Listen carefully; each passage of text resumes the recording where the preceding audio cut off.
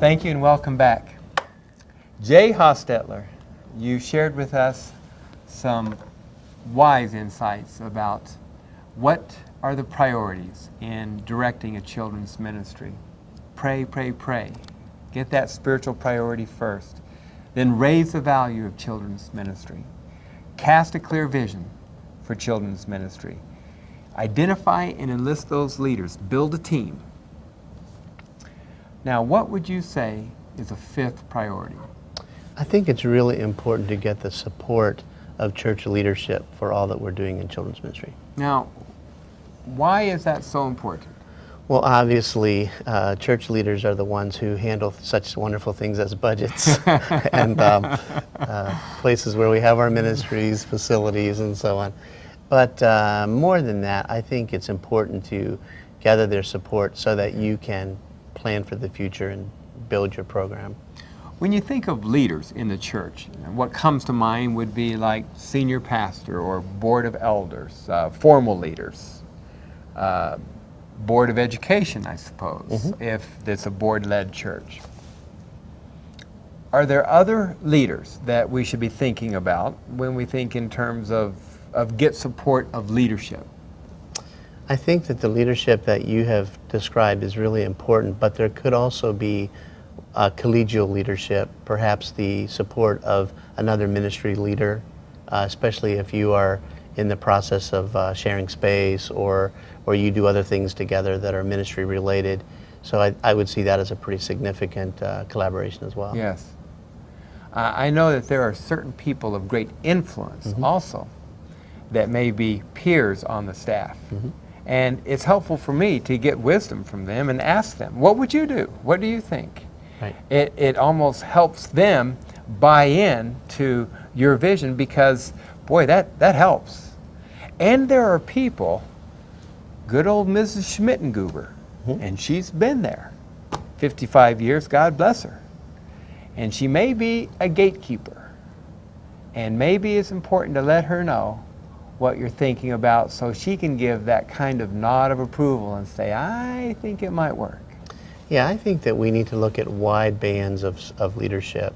Certainly people that have been a part of the church for a long time can be great support for the ministry, certainly talking to ministry leaders at different levels. But it's all important that in every one of those cases, again, we are talking about positive directions. We're not being negative or whining or frustrated, but that we are really building a case for the fact that we want this ministry to go forward. Jay, in our curriculum that we produce, we know that a lot of churches take a lot of change when it happens, and change can become very precarious. So we have suggested, here's letters to write. Here's a sample letter, you change it to fit yourself and send that to the pastor, send this to the elders. Keep them communicated before change happens so they are expecting it. They're not caught by surprise and they can ask you questions at the front end. Or if it happens, you can always say, oh, well, why didn't you ask me that before? How else would you communicate to these leadership circles so that they feel like they're in partnership with you and they've also exercised their leadership gifts? The point that you raised about communication with leaders is really, really important, especially during times of change.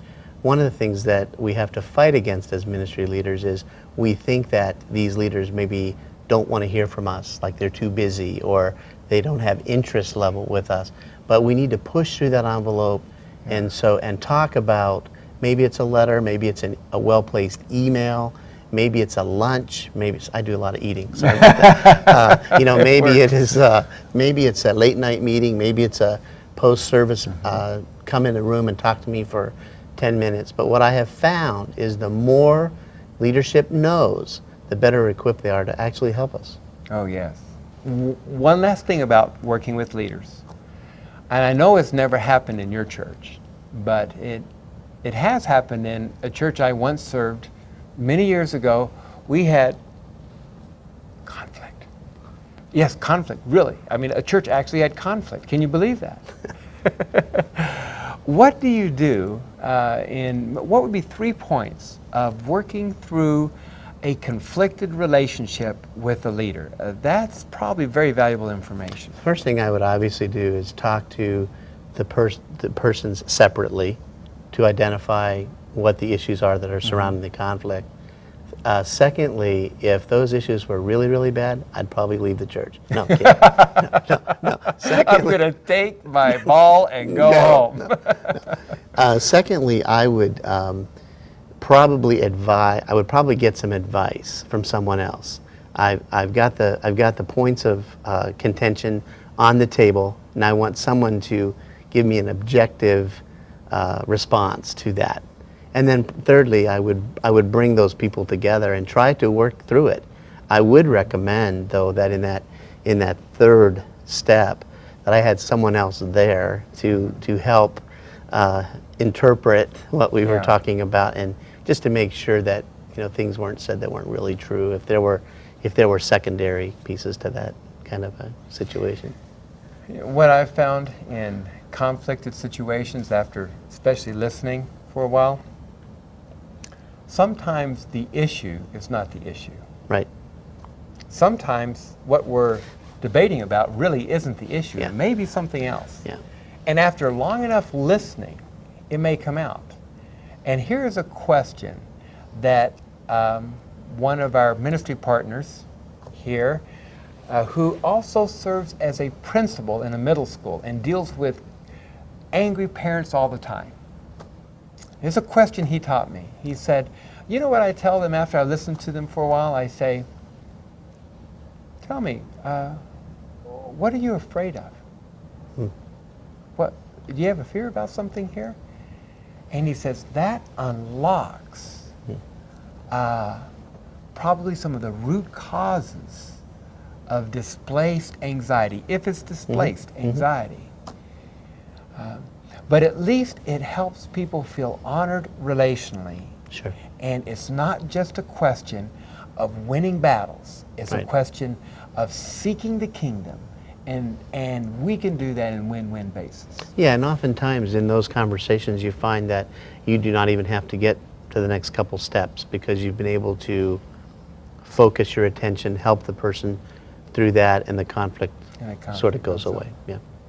Jay, you are a blessing to the American church and children's ministry across the land. I wish you the best, and also church team connections. In your ministry team, why don't you process as well how it is that you can gather support from your church leadership or any of the other topics that Jay has led us in today. Thank you.